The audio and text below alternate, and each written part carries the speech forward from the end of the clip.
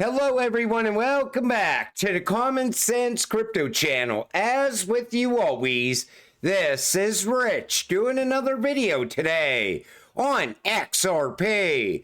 So I hope you're all having a wonderful day today wherever you are in this great world. We're gonna talk about XRP. And a lot of people keep saying Ripple's not even gonna be part of FedNow. Why would FedNow work with Ripple? Well, 27 out of 37 FedNow certified service providers are Ripple partners or are partnered with Ripple partners. FedNow aims to integrate 10,000 banks and institutions. And here is the list right here. This shows you that Ripple is going to play a very big part of FedNow, either directly or indirectly. And a lot of the partners of Ripple, they utilize XRP as well.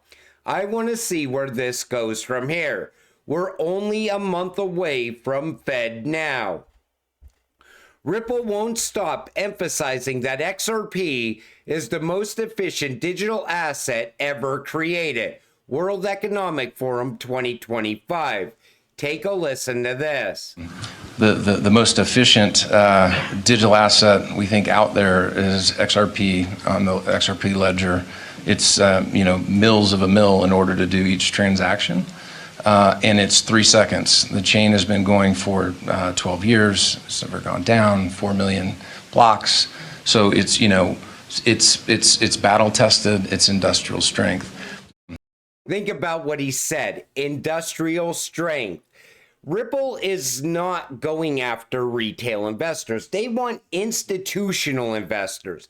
They want people that are going to have a massive money flow into XRP and the XRP ledger. When the banks own all the XRP, retail will be left behind. Get whatever you can before it's too late. This comes from Steph is Crypto. I wanted to show this chart that he's showing, because this is what I've been talking about for a while now. Gradual upward movement as more and more banks get on board with RippleNet and XRP. And you can see spike up, then some sideways movement. Another bank jumps on board, another spike up, continual upward movement.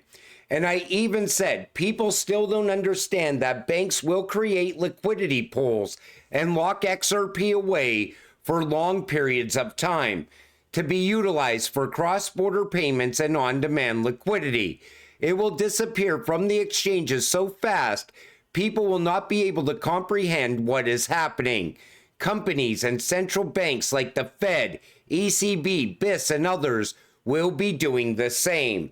That will lead to scarcity, and it will lead to massive demand for XRP. This is where, if you're getting passive income because of institutional adoption, your passive income will skyrocket. You will become very wealthy once the banks jump on board. The only thing holding the banks back right now is regulations. Will Ripple CEO resign if appointed as Trump's crypto council advisor? A lot of people have been talking about this. They're saying that Brad would leave Ripple if he was to go on board the Trump council. Jeremy Hogan dismissed the concern, stating that the CEO's departure would depend on his employment agreement. He added, but even if he did, I'm sure the board would make an exception for this. This statement suggests that the blockchain firm's leadership would likely accommodate the CEO's dual responsibilities if he accepted the advisory position. We need advisors in Washington. We need people from the crypto industry as advisors in Washington, because a lot of people in Washington, politicians, they might be pro-crypto because it's trendy right now, but they might not fully understand crypto. And a lot of them, I'm sure, have a lot of questions. So having someone like Brad Garlinghouse there to answer those questions, that would be absolutely incredible for crypto going forward. Now, I don't think it's just going to be Brad. There's been a lot of talk about Charles Hoskinson on the advisory board as well. We're still waiting to see where this goes from here. But I want to address the possibility of Brad leaving Ripple. I don't see that happening. I think he will handle both roles, if anything. This comes from Ashley Prosper. Timeline for adoption according to ChatGPT.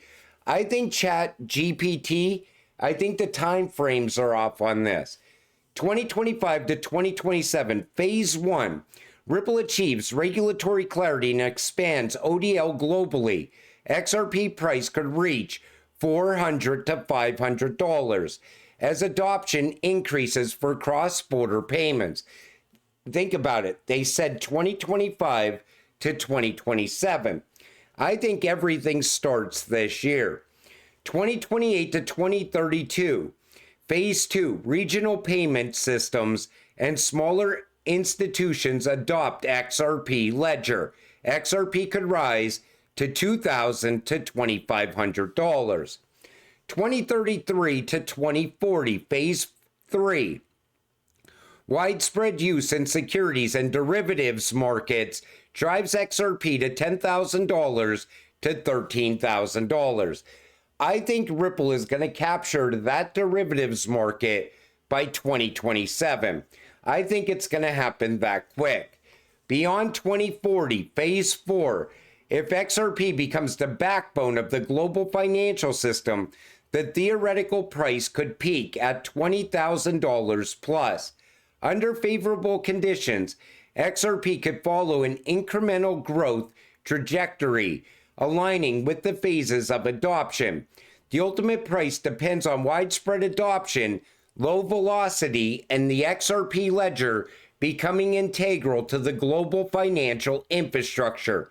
While $20,000 per XRP is possible, it would require a significant transformation in the financial world over the next few decades. Anyone see those changes taking place? Now, what I'm watching right now is that massive network coming together perfectly in real time. Even the fact that we have a pro-crypto president, Congress, and chair at the SEC and CTFC as well. Everything is lining up perfectly for this adoption to happen. When I said the time frames are wrong, I think by 2027, we already captured the derivatives market. They also did not talk about tokenization as well. You got to factor that in.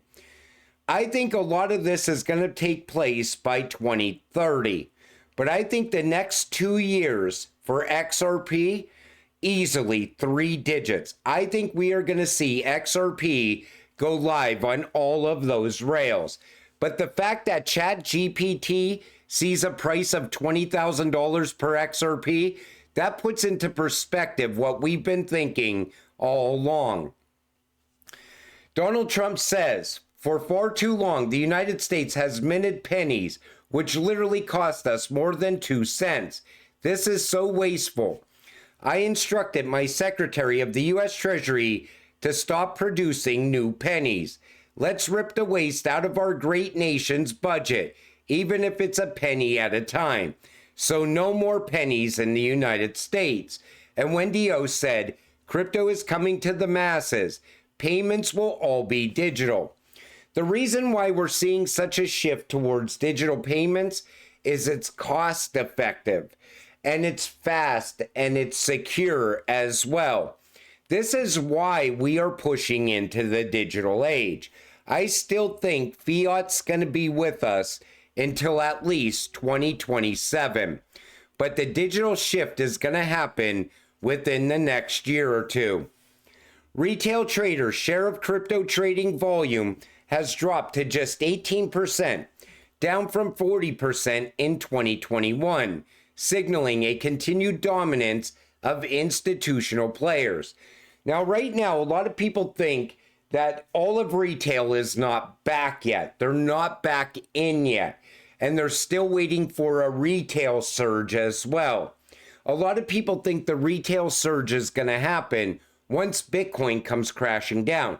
They're expecting the retail surge into utility-driven cryptocurrencies and other altcoins as well.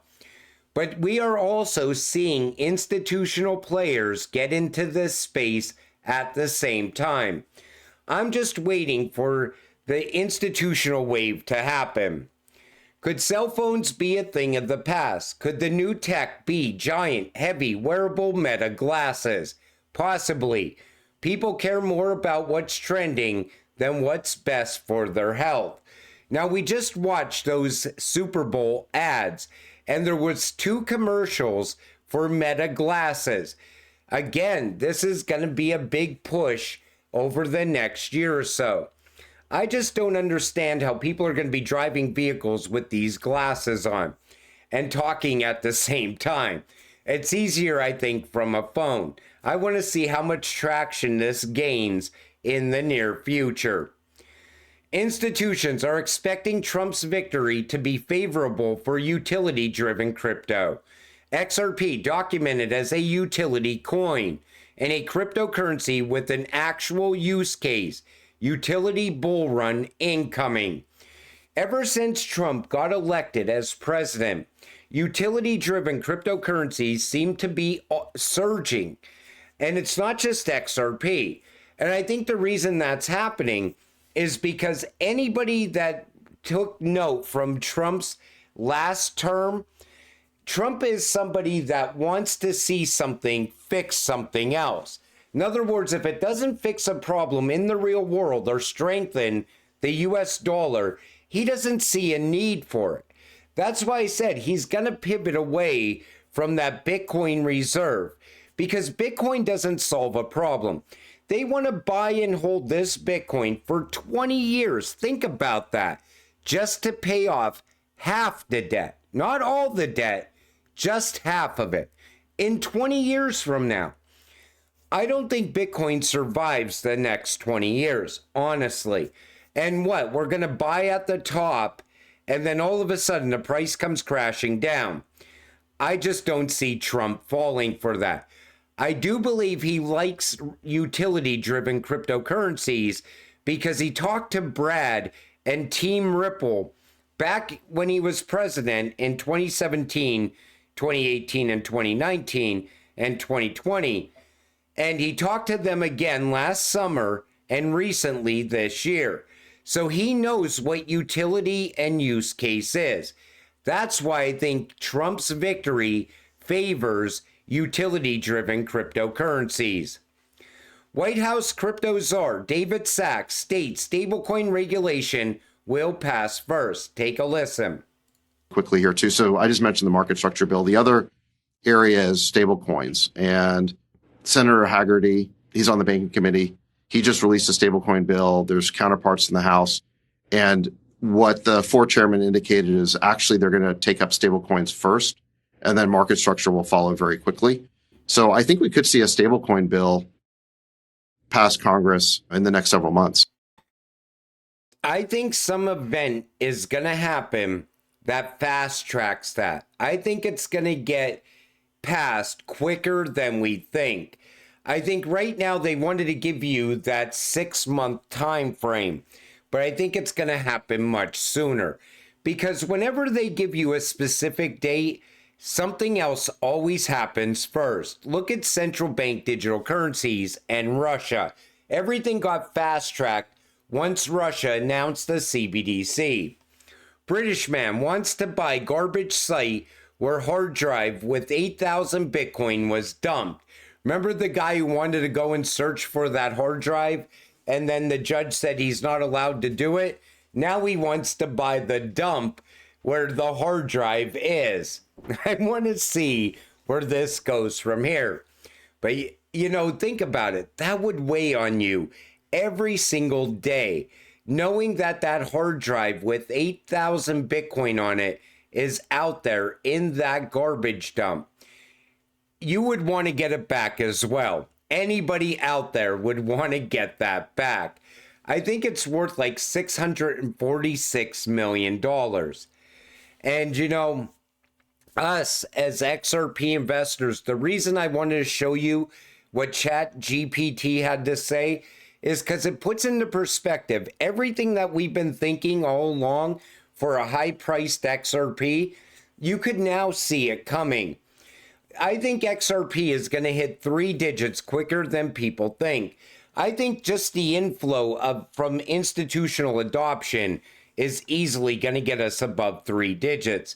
And then XRP going live on all those rails all around the world, everybody always talked about 589. That's how you get to 589. And it's going to happen very quick when it happens. Right now, it's like that frustrating calm before the storm. Shake out the weak hands. Because every day people sell their XRP. There's a lot of people that hold XRP and don't even know what XRP does. They don't even realize what it's built to do. They just hold it because someone else told them they need to get in before time runs out. And then they think that crypto is a get-rich-quick scheme. So as soon as XRP goes sideways, that's it. They're out. I got to sell this. I thought I would be rich already. And because it's not happening, they lose sight of the big picture as well. Even long-term XRP holders, a lot of them still don't understand what they're actually holding. You are holding the future. But until it happens, stay patient, stay positive, and let's get rich together. With that said, I'm going to wrap